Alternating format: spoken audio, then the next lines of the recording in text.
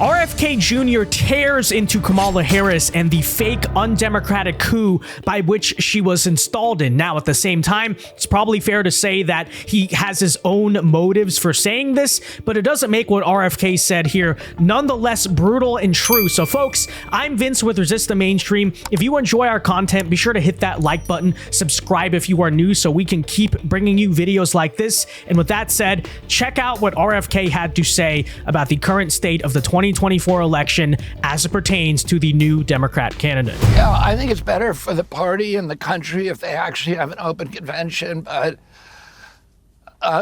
having seen what I've seen from the Democratic Party, I don't think that that is a likely outcome. But I think it would be better for our country. So, you know, I don't know.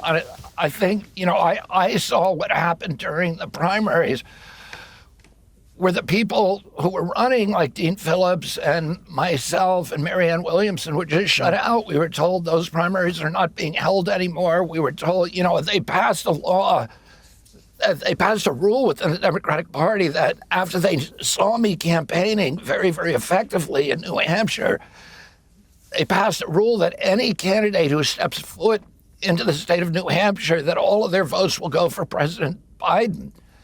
So those were the audacity of the kind of new rules they were adopting to make sure that democracy did not function. And I suspect that's the same thing that's going to happen with Kamala now. And let it be said, everyone knows this, but let's just remember, the Democratic Party does not care anything about democracy. So I don't want to hear any gaslighting. Oh, we got to vote for Kamala Harris to save American democracy. Like, obviously, the Democrats are the party that literally just cooed out. They forced their sitting president and nominee, who actually won the primary votes, out of the race by allegedly threatening him with the 25th Amendment. So already you have a candidate allegedly saving democracy who did not actually win a single Democratic vote in the primary. But let's also remember, the anti-democracy behavior of the Democrats goes way back, far beyond that. Look what they did to RFK. And you look back to, say, I don't know, the 2016, especially Democrat primaries, and what they did to Bernie Sanders.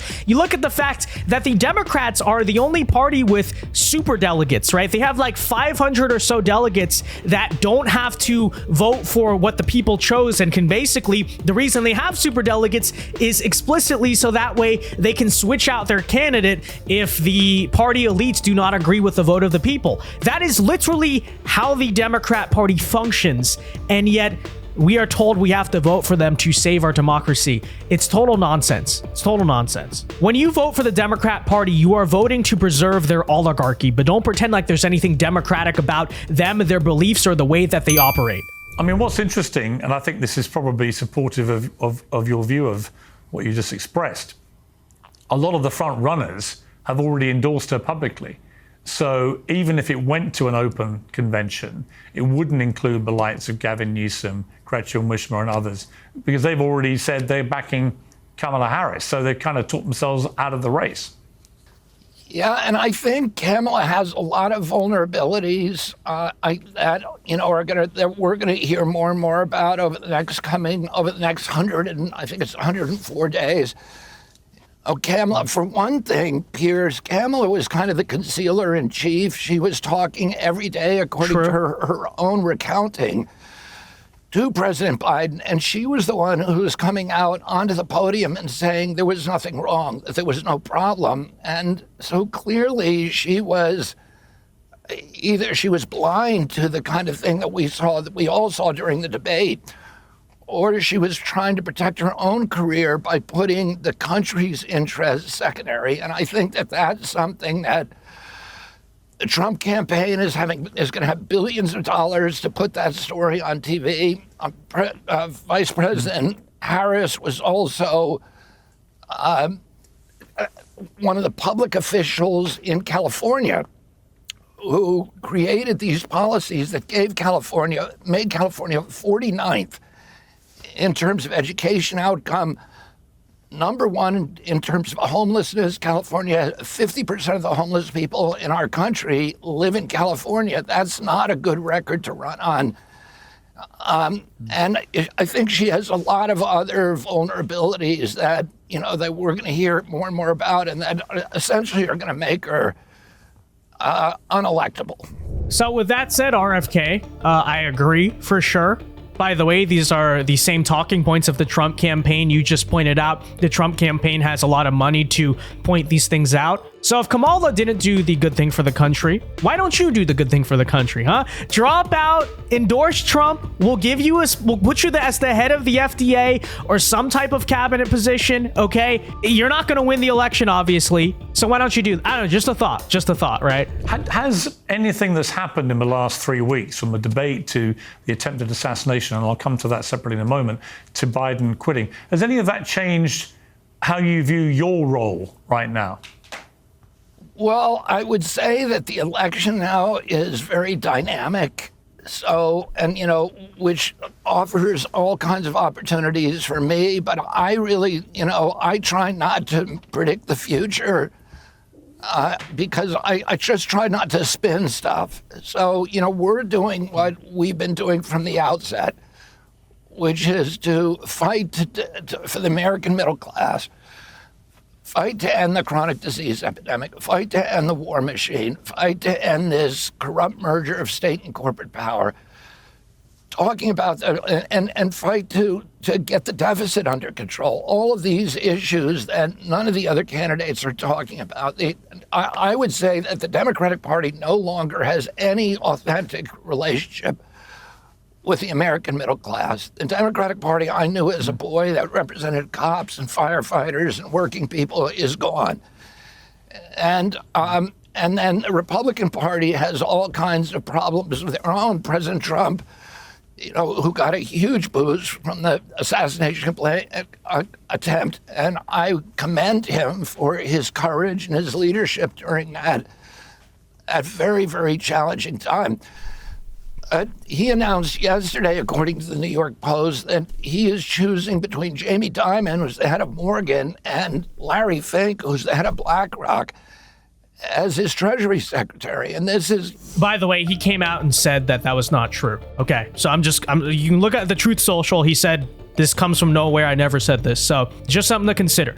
Now, on a bigger picture, RFK, you're not going to win the election, right? So I actually agree with you on a lot of the things that you talk about. The fact that the Democratic Party has no relationship with the American middle class, the fact that homes are unaffordable, the fact that there are issues with our food, our water. But the best way, if you really want to do good for the country, here's just a proposal. I'm not saying, who am I, right?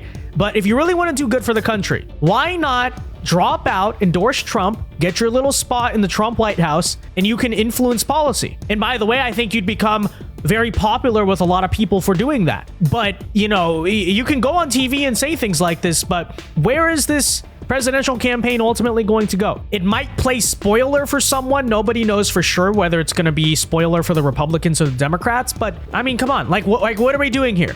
We agree with a lot of things RFK says. So what's the point of, I'm independent, I'm in the middle, I'm a third party? I don't know. It kind of reminds me a lot of what the libertarians do, I guess. I think people cannot take seriously his promise that he's going to drain the swamp. If he actually wants to, so why don't you help him do it? Why don't you help him do it?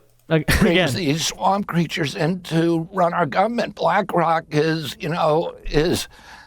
American middle class is not fond of BlackRock, and they see all of the machinations, its role in the war in Ukraine, where it's got not only the contracts because it owns all the military contractors to blow up Ukraine, all the bridges and ports and schools and hospitals.